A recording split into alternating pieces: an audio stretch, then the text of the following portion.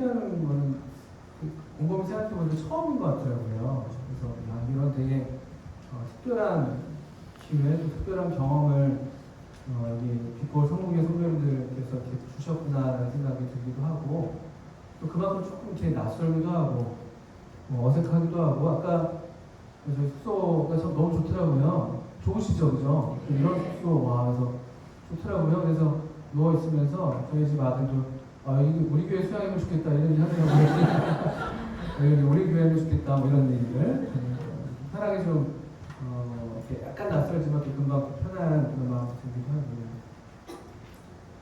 다른 지역 교회 수양회를 참석하는 게 제게는 처음 있는 일입니다. 근데 제 마음에 좀 그렇게 좀 약간 낯설기도 하고 두렵기도 하면서도 또 그러면서도 여기 또 그래도 다행히 우리 빛골 성공교회에서 믿음으로 우리 귀한 자녀들을 이렇게 보내오셨잖아요. 그래서 벌써 우리 학교 졸업한 친구들 앞에 이렇게 특별히 앞에 앉아있는 거죠? 파이팅 하시라고 그런 거 같고, 주로 이쪽에 다들 계시거든요.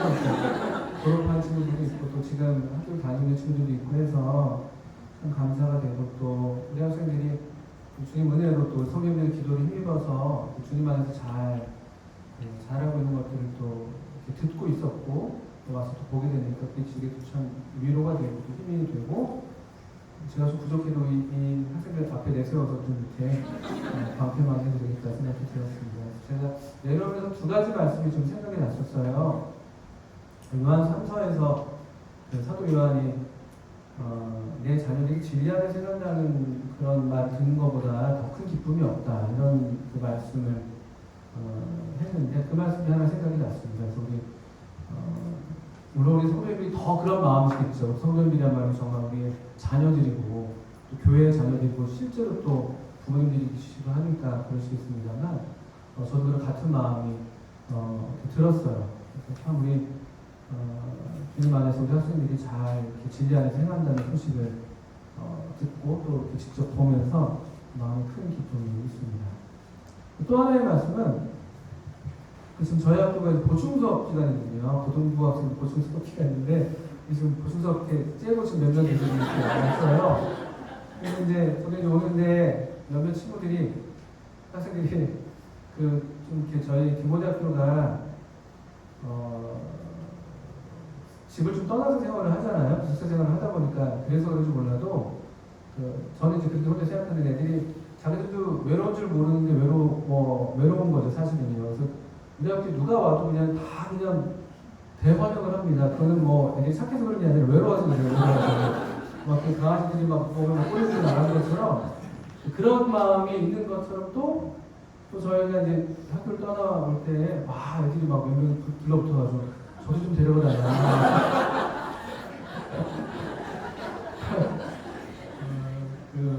정말 오고 싶어 했던 친구도 있는데 못 오고 막 그런 저도 아쉽긴 하더라고요. 근데 어쨌든 저도 처음에는 사실은 내가 어떻게 다른 지역의 수양회를 가서 제가 나눠드릴 것도 없고 보시는 것처럼 너무 연약하고 부족한 사람인데 뭘 할 수가 있을까, 그런 마음의 부담이 많이 있었어요. 사실 그렇습니다. 실제로 사실이 또 사실이기도 하고, 그래서 마음에 그런 부담이 좀 있었다가 내려오는데 그런 친구들의 좀 이렇게 모습, 내려오는데 또 애들이 같이 재밌더라고요. 또 마음에 부담이 있었는데, 갑자기 또 한 말씀 생각났던 게, 대단한 푸른 초장의 유신이요. 출발한 북한을 유도하신다. 그래서 나도 보충 수업 째고 지금 내려오니까 좀 편하게 생각하잖아요. 그냥 대단한 게 있겠습니까? 그런 마음 좀 제일 들었어요. 주님이 참, 아마 저희 집사람이나 좀 알겠지만, 저 좀 긴장하고, 성격이 워낙 좀 그래가지고 너무 이렇게 막 부담되고 스트레스를 좀 받거든요. 그래서 아까 보니까 인바디 검사하고 옆에 스트레스 검사를 놓더라고요. 해보셨습니까? 제가 해봤습니다. 스트레스 검사 해봤는데, 다행히 그래도 오면서 그런 평화를 주셨는지 모르겠는데, 스트레스는 높지 않더라고요. 근데 놀랍게도 뇌 활용 정도? 그게 좀 높게 나왔더라고요. 그래서 꽤 정확한 것 같습니다. 한번 이따가 한번 해보시고. 근데 아마 지금 여기 오셔서 이제 그런 스트레스가 없어지셨겠다 생각도 들긴 합니다만, 어쨌든 그 두 말씀이 좀 생각이 났어요. 그래서 주님께서 또 저에게도 그렇고 또 저희 식구들까지 초대해 주셔서 너무 감사가 되고요. 저희 큰아들도 저도 좀 신기한데 제가 여기 왜 따라하는 이런 마음이 들 정도로 감사한 마음이 있습니다. 초대해 주셔서 잘 주님한테 쉬고 같이 누리고 그럴 수 있으면 좋겠다 생각이 들고 또 저도 제가 뭐 어떤 특별한 것을 성경들보다 더 뭘 알아서 뭐 그런 게 뭐가 있겠습니까? 저도 같이 배우고 있고 아주 한참 이렇게 모자라고 배우고 있어서요. 그래서 함께 그냥 우리 주님과 더불어서 이렇게 사귀고 서로 우리가 배운 것들을 또 우리가 주님께로부터 받은 것들을 나누는 그런 시간이면 좋겠다. 또 그런 시간이라고 생각해 주셔서 좀 이렇게 부족한 것들을 용납해 주시고 또 이렇게 사랑으로 받아주시면 감사하겠습니다.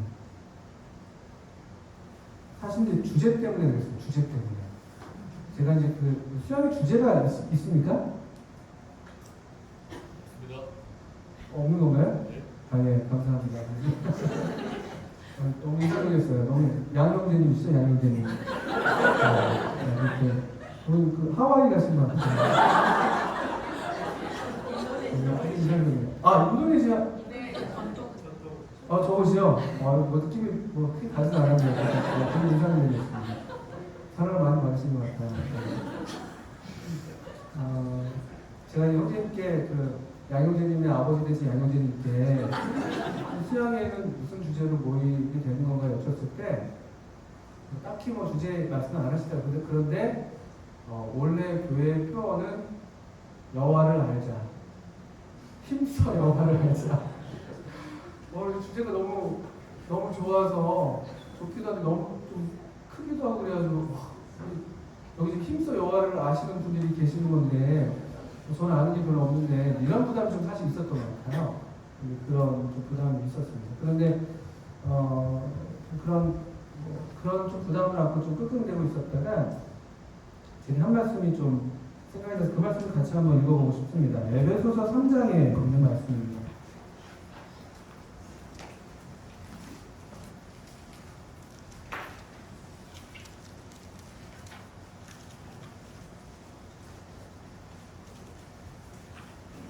이 주제가 참 우리 빛골 상무교회 2023년도의 표어가 호세아서에서 나오는 말씀이실 텐데 같은 맥락으로 우리가 읽을 수 있겠습니다만 에베소 3장을 보시면 3장 18절 19절 한번 읽어보겠습니다.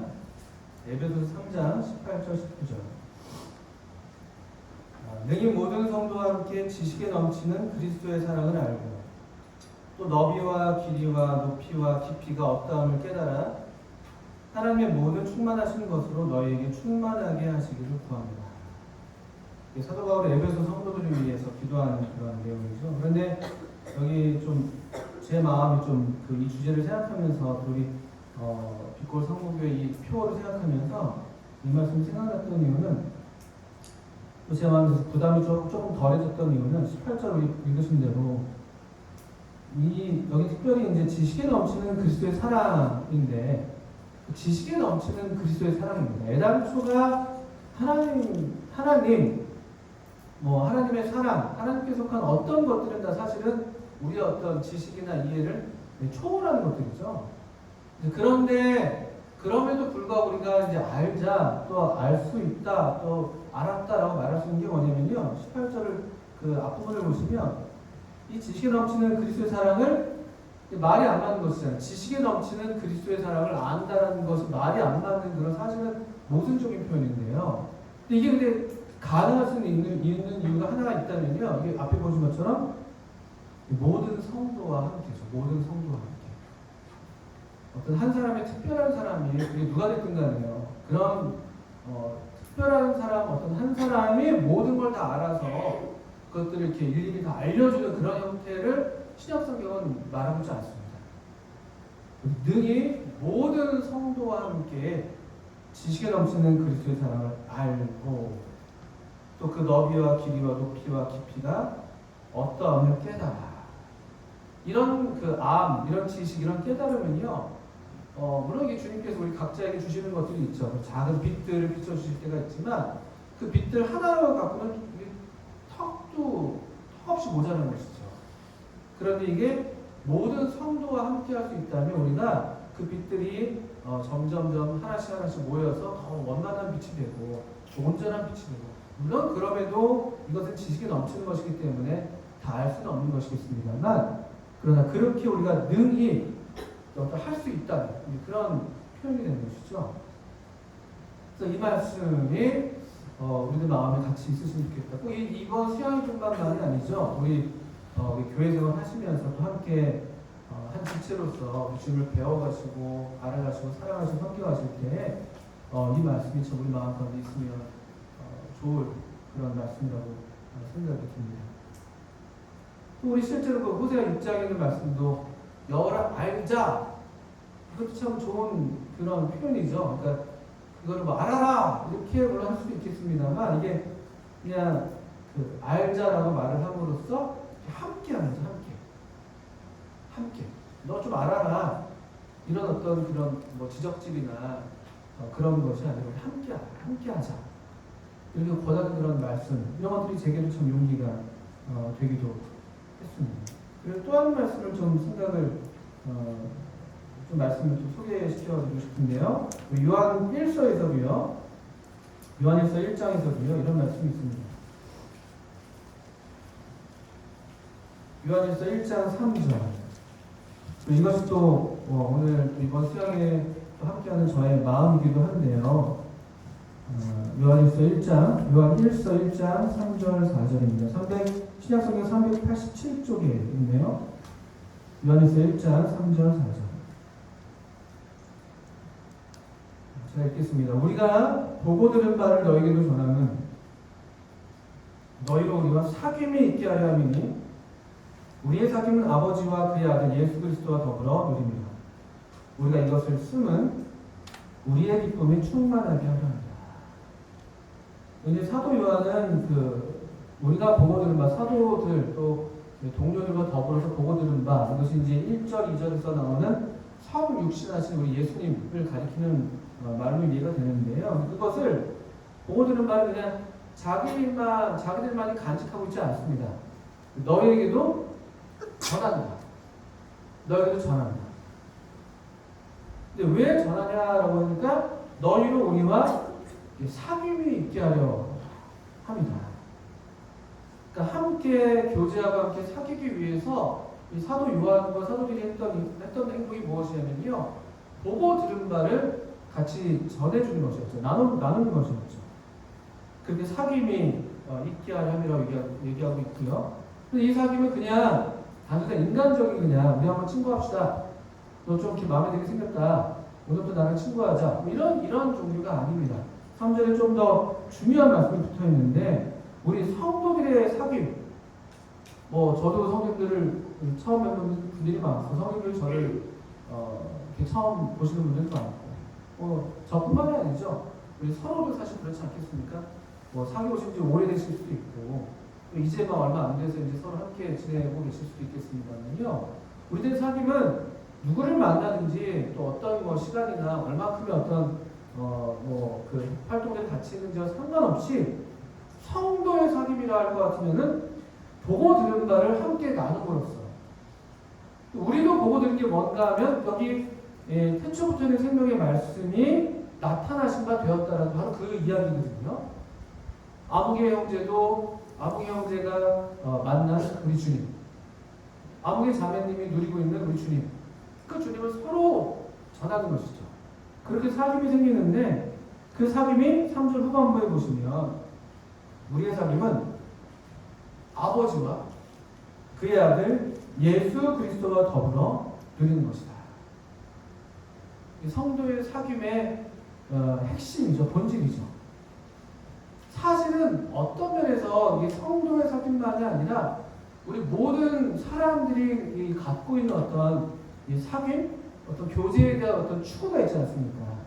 이제 그것은 사실은 그것이라 할지라도 여기 3절 말씀에 똑같이 적용되는 것일 겁니다. 사실은 우리 마음 가운데 다 아버지와 그의 아들 예수 그리스도와 더불어서 누리는 그런 사귐에 대한 갈망이 다 우리에게 있죠. 근데 성도들은 그 갈망이 우리 주님을 만남으로써 정말 보고 들음으로써 만져보고 주목해보고 그와 같은 경험을 실제로 경험을 갖고 있기 때문에 이 아버지와 더불어서 아버지와 그의 아들 예수 그리스도와 더불어서 누리는 사귐을 이제 함께 누리는 그런 우리들이 되어 있는 것입니다. 그렇게 삼위일체의 4절에서 보신 것처럼 우리가 이것을 쓰면 우리의 기쁨이 충만하게 하려 합니다.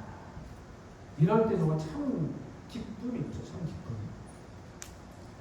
이 구원받은 성도들이 이제 이와 같은 간증과 고백을 똑같이 할 수 있다고 생각합니다. 여러 종류의 사귐들 다 같잖아요. 인간적인 어떤 교제들 다 같지 않습니까? 뭐 직장에서든 뭐 학교에서든 어릴 때부터 뭐 친해왔던 친구들 뭐 등등등 각종 사귐을 다 같습니다. 저도 이제 중고등학교 때 축구 못 사는 그런 친구들이 있었어요. 제가 중학교 2학년 때 친구들인데요.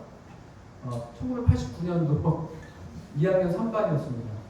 그래서 저희가 우리 좀 변치 말자고 8923이라는 유치하게 제가 그래서 이걸 기억하고 있어요. 89년도 2학년 3반. 그래서 이렇게 막 우리 모임을 만들자서 모임을 만들었어요. 어떤 친구를 막 혈서를 쓰자고 그랬어요. 혈서를. 진짜. 있어요. 좀 그런 과잉된 친구들 있잖아요. 오버하는 친구들 약간. 이용호라고 있어요. 이용호. 짝꿍이었는데 엄청 그랬어요. 엄청 친하게 지냈어요. 중학교 때 만났던 친구들인데 고등학교 때 좀 같이 어울리고 놀고. 근데 저도 거기 이제 같이 너무 좋았었어요. 사춘기 때. 그 외로웠던 시절에 내 곁에 이런 든든한 친구들이 있다니. 이렇게 걔네들이 좀 이렇게 저는 걔네 지금 보셔서 아시겠습니다만 생긴 게 좀 그렇잖아요. 그냥 학교에서 그냥 있어도 그만 없어도 그만이었고 뭐 그런 사람이었군요. 갑자기 수성이가 기훈이를 이렇게 쓰다듬어 우리 기훈이는 아니에요. 우리 기훈이는 저랑 완전 종이 달라요. 오면서 얘기했지만 기훈이는 완전 일상. 완전 장난 아니에요. 수정이가 잘 키웠어요. 완전 일상입니다, 기훈이. 수성 아니야? 저는 이제 기훈이가 되게 좋았을 텐데 저는 그러지도 못하고. 근데 제 친구들은 너무 정말 기훈이 같은 애들이었거든요. 다 학교에서 엄청 막 그 영향력 있는 애들이었고 공부면 공부도 곧잘하는 친구들도 있었고 또 좀 싸움도 잘하는 친구들도 있었고 막 좀 이렇게 아시죠? 그런 이렇게 날아다니는 친구들 있잖아요. 그 비행 이런 애들 그런 친구들이었거든요. 너무 즐거웠어요. 너무 좋고. 근데 제가 초등학교 6학년 때 구원을 받았었거든요. 근데 이제 사춘기가 좀 중학교 중3 말 고등학교 때 그렇게 와서 친구들과 어울리면 너무 좋더라고요. 나도 막 뭐가 된 것 같고 막 괜히 어깨에 막 힘이 들어가고 막 얼굴에 굉장히 힘이 들어가고 막 이렇게 생겨가지고 막 훈련을 해보고 싶어요. 이렇게 생겨가지고 막 말에도 좀 힘이 들어가고 막 아시죠? 그거 이렇게 막 그랬었어요. 늦게까지 막 놀고 막 어울리고 세상에 다 될 것 같죠. 무서울 게 없었어요. 진짜 함께 있으면 두려울 게 없었거든요. 그런데 그 늦은 밤에 이제 막 그 아이들과 어울리고 놀고 집에 돌아올 때면 아마 그런 비슷한 경험들 있으실걸요? 집에 돌아올 때면 새벽 한 2시 그 고등학교 어머님은 독서실에서 공부하는 줄 아시는 거죠. 우리 아들 공부 열심히 하는구나. 독서실에 이제 책가방 같은 거 놓고 근데 새벽 그쯤에 들어올 때는 얼마나 마음이 아시죠? 왜 이렇게 소문이 크게 끄덕이세요? 누나가 어떻게 생각하시겠어요? 너무 크게 끄덕이셔가지고 너무 마음이 허전해요. 너무 이게 그때는 뭔가 기쁘고 정말 뭐 기쁨 충만한 거 막 그 이상인 것 같은데 이게 무슨 뭐 바람 빠지는 풍선 마냥 마음이 그냥 허전하니 밤에 와도 그냥 이게 뭔가 하고 싶은 거죠. 마음 만족이 안 돼, 만족. 그때뿐이죠, 그때뿐. 아마 그런 사람들이 계속 그렇게 노는 걸 거예요. 이렇게. 그때라도 어쨌든 뭔가를 이렇게 해서. 제가 고등학교 시절에 그런 시간을 좀 보냈었는데, 그 대학을 들어가면서 여전히 이제 그런 좀 죄악된 그런 생활을 벗어나지 못한 상태에 있었는데, 그런데 우리 교회를 이제 주님이 도와준 교회 생활을 그때 고등학교 때 이런 상태에서 교회 생활을 잘 못했거든요, 사실은요. 교회 가도 그냥 막 주일날 겨우 갔다가 엎어서 잠만 자고 뭐 떡이 오면 떡을 그냥 먹고 또 자고 뭐 이러고 그냥 이렇게 학교 오고 막 그랬거든요. 좋은 핑계였죠. 공부한다고. 공부는 사실 하지 않았던 거고. 뭐 그런 이제 좀 교회 생활이 좀 이렇게 회복이 안 되고 있었는데 대학을 들어가면 주님이 이제 교회 생활을 회복시켜 주셨습니다. 제 마음을 회복해 주시고 근데 그 회복에서 되게 중요한 역할을 했던 게 뭐였냐면요. 제가 이제 대학생에서 청년회에 오는데 여전히 이제 그런 죄악된 생활 가운데 있기도 하고 있었는데 이 청년회 그 형제 자매님들의 교제가 좋더라고요. 그리고 우선 일단은 제가 경험했던 것은 저에 대해서 판단하지 않으셨어요. 제가 저 자신이 너무나 못마땅하고 나도 막 괜히 막 남들이 뭐라 하잖아요. 스스로 마음이 막 좀 이렇게 좀 뒤로 물러서게 되잖아요. 사실은 뒤쪽에 앉아있기도 하고. 그런데 이 청년 형제자매님들이 특별히 저번에 선배에 대해서 성인들이셨는데 저를 너무 따뜻하게 맞이해 주더라고요. 형제 왔네요. 어서 오라고. 너무 신기했어요.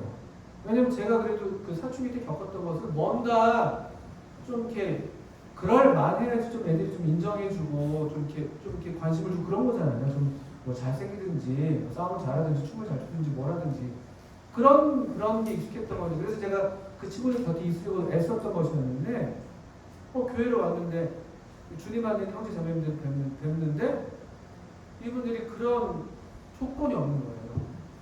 사실은 저는 너무나 쭈글쭈글한 모습인데 그리고 마땅히 성도라면 교회 오는 사람이라면 꽤 좀 이렇게 그래도 믿음도 좋고 그래서 좀 이렇게 성도님들이 좋아할 것만 같은 그런 생각들을 하잖아요. 근데 저는 이제 그러지 못했던 건데 우리 형님들이 저를 얼마나 따뜻하게 맞이해 주셨는지 그게 저한테 아주 큰 경험이었어요. 교회가 좋구나. 그리고 이 성도의 교제죠. 주님 안에서 이런 교제들을 나누는데 여기 요한일서 1장 3절 4절 말씀이 그대로예요. 제가 이 말씀 너무나 저한테는 실감나는 말씀인데요. 기쁨이 충만한 거예요.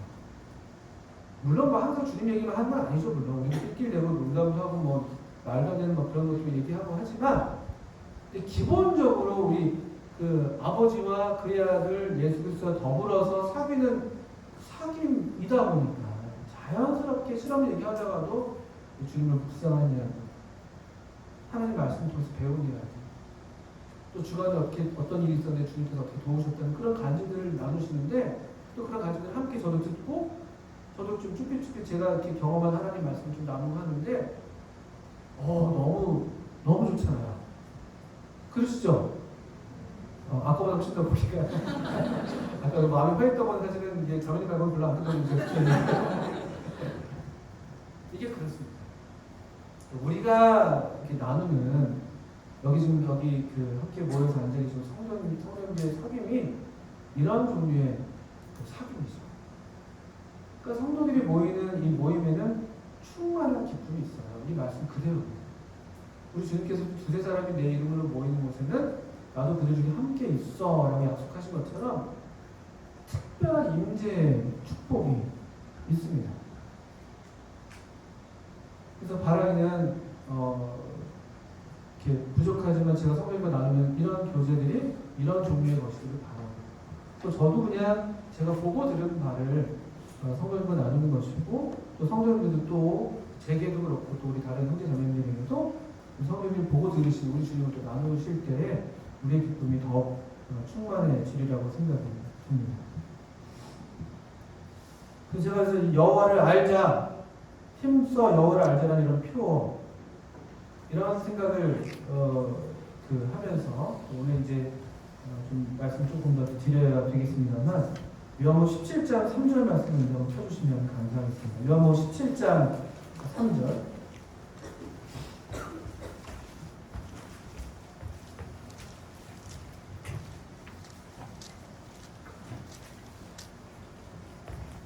하나님을 아는 것에 대한 말씀을 이번 수양의 기간을 통해서 좀 함께 나누려고 합니다. 여호와를 알자, 힘써 여호와를 알자라는 그런 우리 상무교의 표어와 더불어서 그것을 저도 의지해서 우리 하나님을 아는 것, 또 하나님께서 어떤 분이신가, 또 제가 어떻게 그걸 다 말씀드릴 수 있겠습니까? 저의 지식이나 경험도 너무나 부족한 것이고, 다만 아까 요한일서에서 우리가 보았던 것처럼 저도 그냥 제가 보고 들은 바를 이렇게 말씀을 드린다고 이해해 주시면 좋겠습니다. 요한복음 17장 3절에 이런 말씀이 있습니다. 영생은 곧 유일하신 참 하나님과 그가 보내신 자 예수 그리스도를 아는 것이다. 아주 중요한 말씀입니다. 영생, 우리가 보통 뭐 구원을 받았다고 할 때, 뭐 천국을 간다고 할 때, 또 영생을 얻었다고 할 때, 뭐 이런 같은데 그 맥락의 아주 중요한 성경의 용어이죠. 영생. 영생이 무엇입니까? 영생. 우리 이제 이게 그냥 한자로는 길 영자에다가 뭐 날생자 또 살다 할 때 생자를 써서 그냥 긴 삶. 뭐 근데 또 이 말 그대로 이용해서 영원한 삶 뭐 이렇게 보통 얘기를 합니다. 그래서 보통 영생하면 일반적으로 어떤 길이로서 많이 생각을 해요. 길이로서. 그렇죠? 우리 보통 인간이 유한한데 우리 생명이 어느 한 시점이 되면 죽으면 끝이 나는데 그것도 사실이죠. 영생이라는 것은 죽어서 끝이 아니라 계속 이 삶이 어떤 이어지는, 뭐 우리 옛날에 진시황 같은 사람이 불로불사 뭐 이런 뭐죠 무슨 초죠? 불로초 이런 거 구했던 것처럼 영원히 내가 죽지 않고 늙지도 않겠다. 이제 그런 종류로 생각하는 것이 일반적입니다. 그것이 꼭 틀린 것은 아니죠. 그것이 포함되는 이야기니까요. 영생이라고 할 때는 죽지 않는 거예요. 끝이 없는 것이죠. 맞습니다. 그런데 지금 우리가 읽었던 요한복음 17장 3절에서 영생에 대해서 우리 예수님께서, 우리 주님께서 우리에게 정말 주시고자 하는 그런 영원한 삶, 영생, 우리를 구원하셔서 우리로 누리기를 원하시는 그 영원한 생명이 뭐냐를 직접 정의를 하시는 말씀이기 때문에 대단히 중요한 말씀입니다. 다시 보시면 우리 주님께서는 영생을 어떤 물리적인 어떤 길이로서 말씀하시지 않는 것처럼 보여요. 특별히 요한복음에서는. 이렇게 적겠습니다만 영생이 무엇이라고 되어 있습니까? 영생은 무엇이다? 네, 영생은 아는 것. 근데 이제 물론 무엇을 아는 게 가장 중요한 건 하는데요. 영생은요, 영원한 삶의 어떤 질, 영생의 어떤 그것의 어떠함을 결정하는 것이 뭐냐면요, 아는 것에 달려있다는 것이에요. 아는 것에. 누구를 아냐, 무엇을 아냐인데요. 유일하신 참 하나님, 그리고 그가 보내신 자 예수 그리스도를 아는 것. 성도님들 이것이 동의가 되시고 경험이 되시죠. 이게 무슨 말씀인지 아시죠? 영생은요, 하나님을 아는 삶입니다. 또 우리 주님 예수 그리스도를 아는 삶. 근데 여기 조금 더 주목할 만한 부분은 뭐냐면, 그냥 보통 우리가 그냥 뭉뚱그려서 영생 하나님을 아는 거지 뭐, 그렇게 얘기해도 되잖아요. 하나님을 아는 것이야. 하나님을 경험하고 하나님을 더 깊이 알아가고 하나님과 관계가 깊어가고 하나님과 교제가 더 깊어지는 어떤 그런 종류, 그런 사귐 가운데서 우리가 알게 되는 그런 어떤 지식, 어떤 공부에서 뭐 시험 공부하듯이 막 하나님 1번 뭘 전지전능 2번 자존, 그것도 물론 알아야 되죠. 근데 그걸 안다고 우리가 영생을 누리는 건 아니거든요. 그게 영생은 아니잖아요. 영생을 그래서 보통 여기서 사용되는 그런 의미로서는 보통 경험적인 어떤 알을 얘기를 합니다. 다 아시겠습니다. 그런데 조금 더 이 말씀 꼼꼼히 보시면요, 근데 영생은 유일하신 하나님을 아는 거지 뭐, 이렇게 얘기도 될 것 같은데, 유일하신 참 하나님과 그가 보내신 자 예수 그리스도. 이걸 좀 우리 주님께서 지금 이렇게 분명한 구별을 좀 나타내신 것을 보실 수가 있습니까? 아는 것, 영생은 아는 것인데 하나님을 아는 것 이렇게 말해도 되는데 우리 주님께서는 뭔가 의도가 있으신 것처럼 유일하신 참 하나님 그리고 그가 보내신 자 예수 그리스도를 아는 것이다. 이렇게 말씀하십니다. 아주 흥미로운 말씀입니다. 그리고 실제로 요한 17장의 이 전체 본문은요, 우리 예수님께서 잡히시기 전에 그 감람산에서 아마 기도하셨던 것으로 우리가 이해하는데 땀방울이 핏방울처럼 간절하게 기도하셨던 그런 기도와 다르게 앞서서 제자들을 위해서 이와 같은 기도를 먼저 하신 것으로 보입니다. 근데 여기 예수님께서 잡히시던 날에 기도하시는 이 장면이 바로 17장인데 이 기도, 예수님이 기도를 하신다는 거예요. 17장 1절을 또 보시면 예수께서 이 말씀을 하시고 눈을 들어 하늘을 우러러 이르시되 아버지여 때가 이르렀사오니 아들을 영화롭게 하사 아들로 아버지를 영화롭게 하소서. 이 17장 전체가 그러한 것처럼 또 실제로 예수님이 이 땅에 와서 사셨던 것이 그냥 그대로 그 증거가 되는 것인데 무엇이냐면요, 아버지, 아들, 유일하신 참 하나님, 그가 보내신 자 예수 그리스도, 이 아는 것이 영생이에요.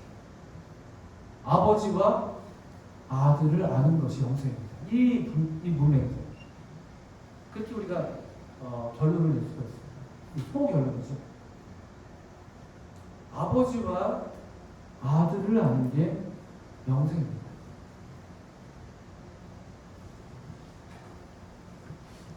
또 우리가 하나님을 안다라고 할 때, 하나님에 대한 지식을 얘기할 때 성경에서 요한복음 17장을 손을 넣으시고요. 이 성경에서 또 이 하나님이 어떤 분이시다, 하나님은 무엇이다, 하나님을 정의 내리는 성경 구절이 있습니다. 물론 이제 하나님에 대해서 여러 표현들이 있죠. 하나님은 뭐 빛이시다, 하나님은 무엇이다, 이런 표현들이 있긴 합니다만 하나님의 본질, 하나님의 속성, 하나님의 어떤 고유한 어떤 존재의 방식을 그대로 드러내는 말씀이 요한 1서에 나오는 말씀입니다. 요한 1서 4장도 한번 펴주시겠습니다. 요한 1서 4장. 요한 1서 4장. 요한복음과 요한 1서에서 이런 말씀들이 같이 나온다는 걸 여러분 좀 이렇게 보시면 참 좋습니다. 이 사도 요한 같은 저자라고 보통 이해하는데 사도 요한은 유독 이런 하나님, 그러니까 이 아버지 하나님과 아들 하나님을 상당히 많이 강조합니다. 그리고 그것이 실제 하나님의 자녀, 하나님의 가족의 어떤 특징이고 또 하나님의 가족들이 누리는 생명의 본질이라고 이걸 많이 반복하는데요. 요한에서 4장 16절입니다. 여러분 잘 아시는 말씀입니다. 요한에서 4장 16절. 하나님이 우리를 사랑하시는 사랑을 우리가 알고 믿었느니 하나님은 사랑하시다. 바로 이 말씀이에요. 이 말씀은 교회를 다니신 분들은 너무나 익숙한 말씀일 것이고 성령들은 또 예수 믿지 않는 분들도요, 이 말씀은 꽤 그래도 유명한 말씀입니다. 좋아하는 말씀이에요. 그래도 보통 사람들이 좋아하는 말씀이죠. 하나님은 사랑하시다. 사랑을 더 좋아하니까. 근데 이 말씀은요, 아주 놀라운 말씀입니다. 하나님은 사랑하시다. 하나님은 사랑하시다. 물론 여기 4장 16절 말씀의 문맥에서는 하나님이 우리를 사랑하는 사랑을 우리가 알고 믿었노니 하나님은 사랑이시라, 이렇게 말씀함으로써 우리를 사랑하신 사랑에서 출발하는 어떤 그런 말씀이긴 합니다. 우리가 경험한, 우리가 알고 경험하고 믿게 된 그 하나님의 사랑, 여기서 이제 출발한 말씀입니다. 그러면서 우리가 얘기할 수 있는 게, 맞아, 하나님 사랑이시지, 하나님 사랑이셔, 이렇게 모든 성도들이 다 공통적으로 고백할 수 있는 하나님에 대한 정의가 되는 것이죠.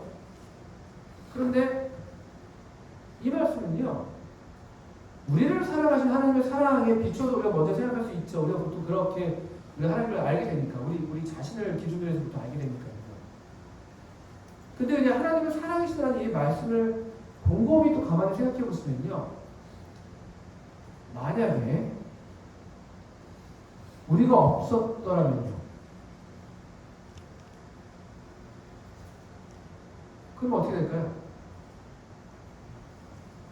그래도 하나님은 살아계신가요?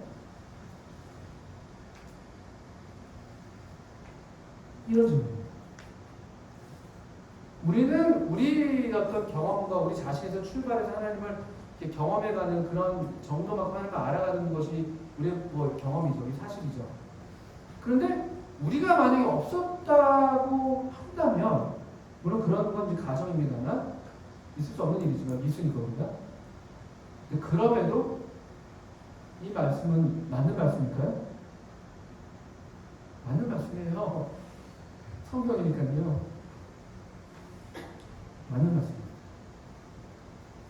우리와 상관없이, 물론 너무나 놀랍게도 하나님이 우리를 사랑하신 사랑을 우리가 알고 믿게 된 건 너무나 감사한 일이고 은혜이고 너무나 놀라운 일인데, 그런 일이 없었다 할지라도 하나님은 사랑이십니다.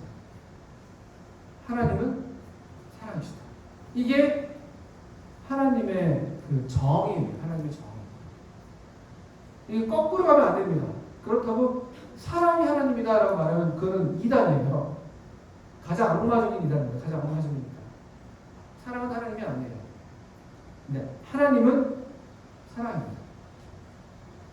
이 말씀을 이제 우리가 아까 읽었던 요한복음 17장 3절과 한번 같이 한번 던주어서 이제 말씀을 상고해 보려고 하는 것이죠.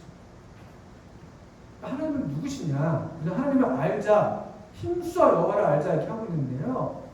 하나님은 누구시냐? 하나님은 어떤 분이시냐라는 것이죠. 그리고 그것이 우리로서 출발하는 것이 아니라 원래 하나님은 어떤 분이시냐? 원래 하나님은 어떤 분이시냐? 이런 질문들로 우리가 바꿔서 질문드릴 수 있습니다.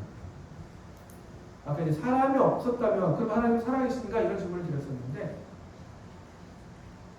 하나님이 우리 성경을 보니까 창세기로 시작을 하잖아요. 창세기. 세상을 창조한 이야기로 이 성경이 시작합니다. 세상을 창조하시기 이전에 하나님은, 이건 우리랑 상관없지만 하나님이 하나님이신 그 얘기를 하는 거예요. 저도 제가 알고 드리는 말씀이 아닙니다. 우리의 너무 그 너머의 이야기를 제가 지금 감히 꺼내보는 것인데요. 성경을 의지해서요. 세상을 창조하시기 이전에 하나님은요. 세상이 없을 때 하나님은요. 나도 없고 누구도 없고 아무도 없었을 때 하나님은요. 그때 하나님은 계셨는가요? 계셨어요. 하나님 영원하신 분이기 때문에 우리랑 상관없이 하나님은 항상 계십니다. 영원이죠, 영원. 그것이 바로 영원이에요. 근데 이런 질문인 것이죠. 세상을 창조하기 전에, 세상이 있기 전에 하나님은 무엇을 하셨는가? 어떤 분이십니까? 하나님은 원래 도대체 뭐 하시는 분이신가? 지금은 좀 내가 나를 기준으로, 내가 살아가는 세상을 기준으로 좀 알겠는데, 하나님이 나를 사랑하시지? 하나님 세상을 창조하셨지? 하나님 세상을 붙드시지? 세상을 이렇게 주관하시지? 우리의 경험을 바탕으로 이렇게 얘기를 할 수가 있는데, 원래 하나님은 어떤 분이시라는 것이죠. 요한에서 4장 16절, 하나님은 사랑이시다. 이 말씀은 하나님의 본질입니다. 하나님은 원래 어떤 고유한, 하나님이 계신 그대로, 그냥 원래 계신 그대로, 하나님 계시는 그대로 하나님은 사랑으로 계시는 분이세요. 사랑이십니다. 그러면 이제 중요한 거는 우리 사랑에 대한 얘기를 한단 말이에요. 사랑에 대한 얘기를 이렇게 하게 되는데요. 오늘 또 그래도 제가 이게 주제가 싶었던 건 뭐냐면요. 우리 강당문 열 때 보니까 뭐 하나 붙어 있더라고요. 보셨습니까 혹시? 되게 이렇게 겸손하게 이렇게 붙어 있더라고요. 빛과 성교의 여러분들에게 사랑의 사랑의 어른들, 사랑의 어른. 되게 저는 왜 그렇게 소박하게 붙여놓았나 들으셨는데 사랑의 어른. 얼마나 좋은 교훈이니까 사랑의 어른. 사랑을 얘기한다면요. 이거죠. 사랑하려면요. 사랑하려면 반드시 필요한 게 무엇인가요? 네? 잘 안 들리는데요? 대상이네요, 대상. 예, 어느 분이 말씀하셨습니까? 준호 선물로 뭘 드릴게요. 드릴 게 없네요. 나중에 뭐 훌륭하네요. 이렇게 다녔는지. 맞습니다. 사랑엔 대상이 필요해요, 대상이요. 그렇지 않습니까? 심지어 자기 애에 빠진 사람들도요, 그 사랑의 대상이 누군 거예요? 자기예요, 자기를 대상화하는 거예요. 거울 보면서요. 이게 좀 무서운 분들이시죠. 그런데요, 어떻든 간에 대상이 필요한 게 사랑입니다. 사랑하려면 대상이 필요한 거예요. 그런데 이제 아까 요한 17장 3절에서 영생은 하나님에 대한 이 묘사죠. 뭐라고 했습니까? 유일하신 참 하나님.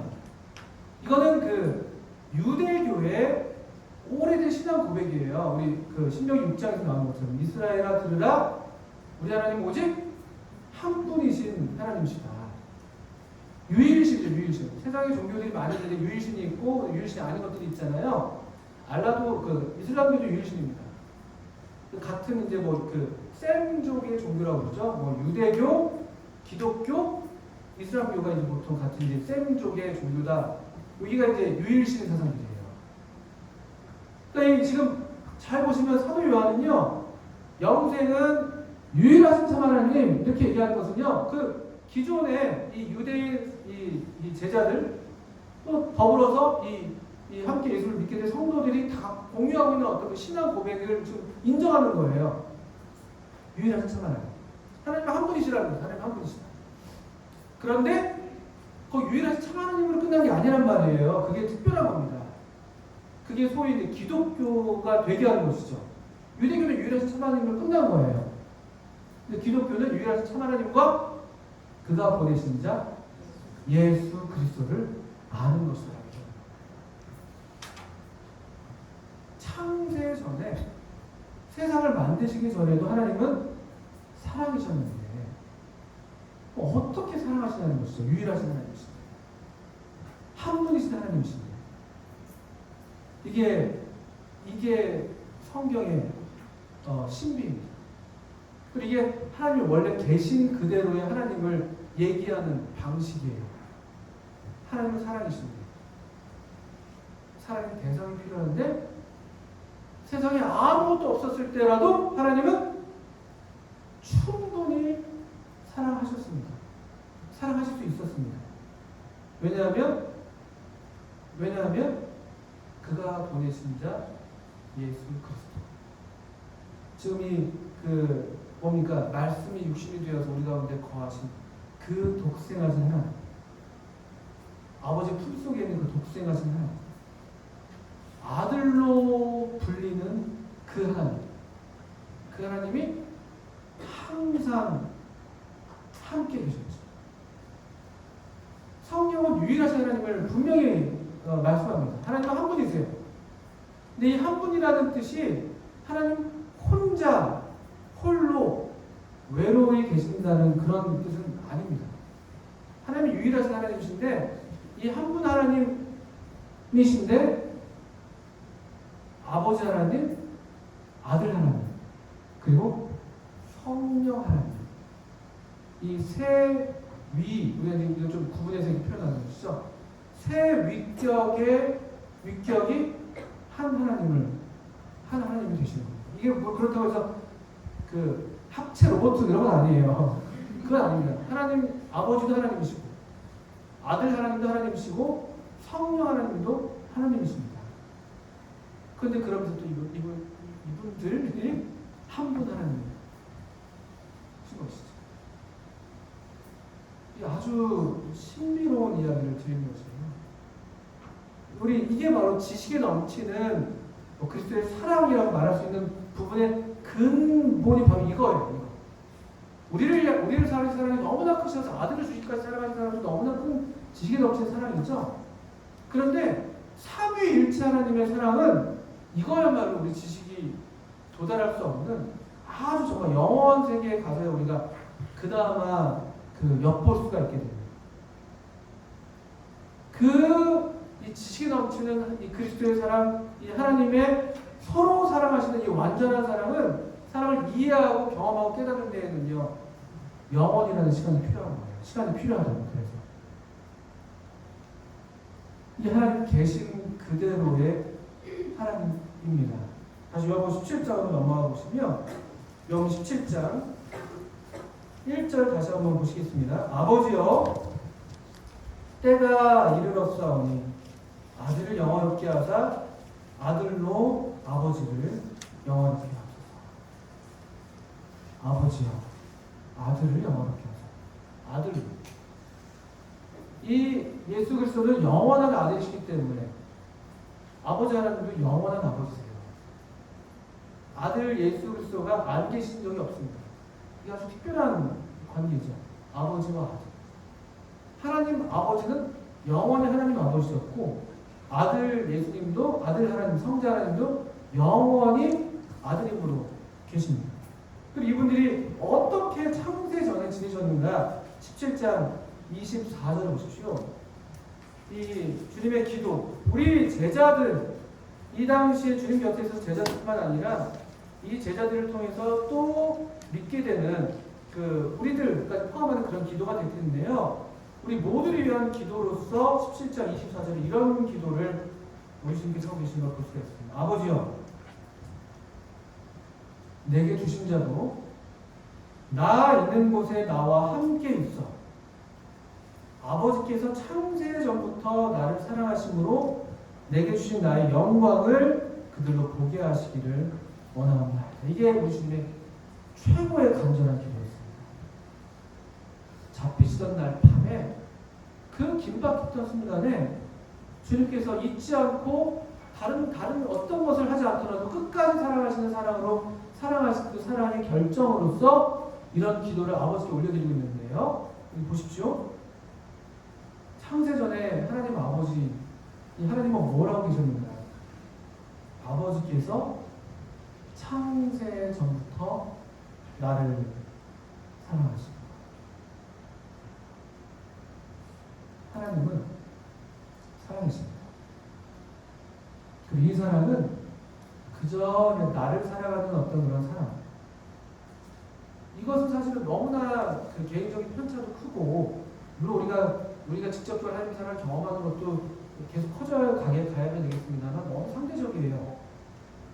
그런데 이 정말 하나님이 사랑이시라고 말할 때 그 본질, 우리를 사랑하신 사랑은 그 사랑이 나타난 것이고요. 우리 주님의 어떤 이 본질로서의 사랑은 바로 이것인 거예요. 아버지께서 창세전에 아드님을 사랑하신 그 사랑이 있습니다. 얼마나 놀라운 사랑인지, 이 사랑은 아드님도 그 사랑을 경험하는 데에 제한이 없었던 것이고, 아버지의 사랑을 온전히 누리는 데에 우리처럼 어떤 제한이나 한계를 경험하지 않으시고 그냥 그대로 아버지의 사랑을 온전히 받으시고, 또 아드님은 그 사랑을 참 기뻐하심으로써 아버님을 또 사랑하고 아버님께 기꺼이 자신을 내어 맡기고, 또 그래서 요한복음 17장에 우리가 보셨던 것처럼 아버지께서 내게 하라고 주신 일을 내가 이루어 아버지를 이 세상에서 영화롭게 하였다고 하는 것처럼요. 이게 아드님의 아버지를 향한 사랑이에요. 아버님의 사랑이 너무나 온전하고 흡족하니까 아드님도 너무나 기쁘게 하라고 하신 일들을 다 이루어드립니다. 그걸 도리어 이 땅에 계실 때에도 양식으로 삼으실 정도로. 이게 하나님을 사랑하시다고 말할 때 이 아버지 하나님과 아드님이 누리셨던 그런 종류의 사랑입니다. 근데 더 놀라운 것은요, 예수님의 기도는 가만 보시면 여기 내게 주신 자도 나 있는 곳에 나와 함께 있어. 이게 예수님의 바람이에요. 우리도 예수님이 계신 곳에 예수님과 함께 있는 것이죠. 예수님은 어디 계시죠? 요한복음에서 예수님 어디 계신지 아십니까? 사도 요한은 이 단어를 참 좋아했습니다. 사도 요한은 요한일서에서 그런 것처럼요, 하나님의 사랑을, 이런 종류의 사랑을 그 성령님을 통해서 알았던 것 같아요. 예수님 어디 계시냐면요, 요한복음 1장 18절을 한번 보시겠습니까? 요한복음 1장 18절. 요한복음 1장 18절.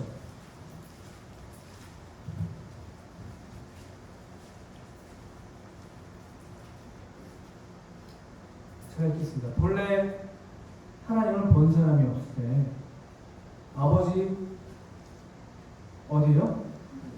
아버지 품 속에 있는, 그걸 많은 분들이 있던으로 잘못 읽으시는 경우들이 많아요. 아버지 품 속에 있던. 물론 과거에 아버지 품 속에 계셨죠. 근데 사도 요한은 있던이라고 표현하지 않습니다. 엄연한 현재로서 표현하는 거예요. 지금 아드님이, 이 예수님이 어디 계시냐? 아버지 품 속에. 전에도 아버지 품 속에 계셨다. 이 품, 이 가슴이라는 뜻이거든요. 가슴. 우리 이게 젖된 아이가 그 어미 품에 있음 같이 하였나이다라는 시편 말씀 있잖아요.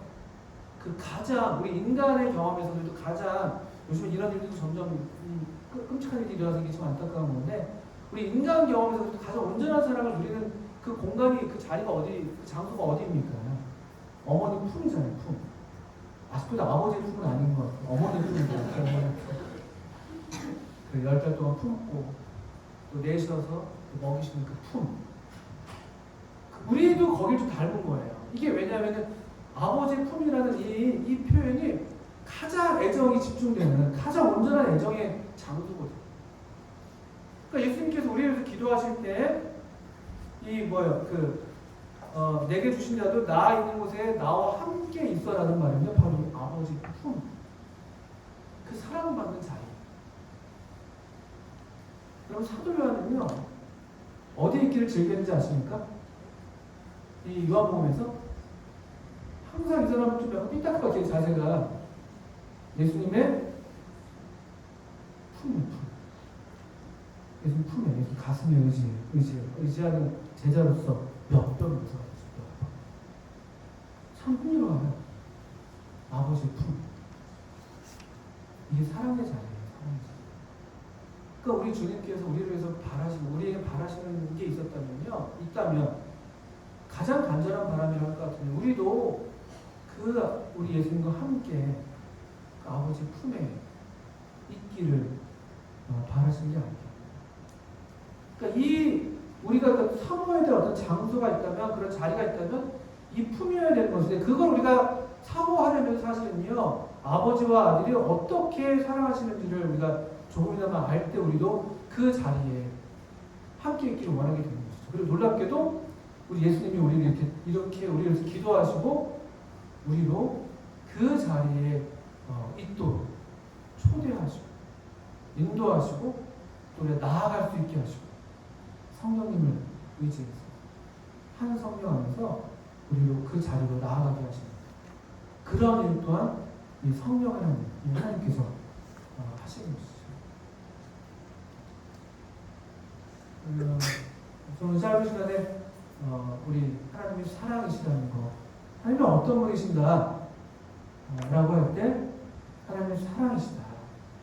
그리고 어쩌면 요한복음 17장 3절에서 말씀하는 것처럼 영생, 우리가 지금도 누리게 될, 우리가 앞으로는 정말 이 아버지 품 속에서 우리가 정말 영원한 이 사랑을 누리게 될 텐데, 그 사랑을 이제 땡겨오는 것이거든요. 그 축복을 땡겨오는 것인데, 지금도 우리가 누릴 수 있는, 누리는 그 영생이라는 것은 바로 이 아버지 하나님이 아드님을 얼마나 사랑하시고 기뻐하시는지 그 사랑 우리가 성령님 통해서 깨닫고 알고, 또 그래서 우리도 그 사랑의 자리로 나아가고, 성경을 읽을 때, 또 우리 주를 예배할 때, 찬송할 때 이 아버지 하나님께서 아드님을 사랑하시는 그 사랑을 우리가 함께 누리면서 그렇게 경험하게 될 때, 그럴 때 우리가 여기에서도 영원한 생명을 누리는 것이죠. 또 이 사랑을 알게 되고, 하나님 아버지, 또 아드님, 그리고 성령님에 대한 얘기는 많이 못했지만 또 우리 성령 하나님, 이런 이 하나님을 계속 알아가는 그 지식 가운데에서 우리의 삶은 더 풍성해지고, 또 우리의 사귐은 그래서 더 풍성해지는 거예요. 그리고 우리의 기쁨도 그래서 충만해지고, 이게 그 요한의 시대 때나 지금 우리 시대나 이 많은 지식의 시대에 특별한 지식을 얘기하는 그런 이 지식의 시대 가운데 여전히 우리가 하나님의 이 자녀로서, 하나님의 가족으로서 이 하나님의 생명을 누리게 하는 유일한 방법인 것입니다. 이 삼위일체 하나님의 사랑에 대해서, 또 이분에 대해서 우리가 좀 허락하시면은 내일 모레 이어지는 날들 가운데서 계속 또 좀 주시는 만큼 함께 선고해 보겠습니다. 짧게 한번 기도하겠습니다.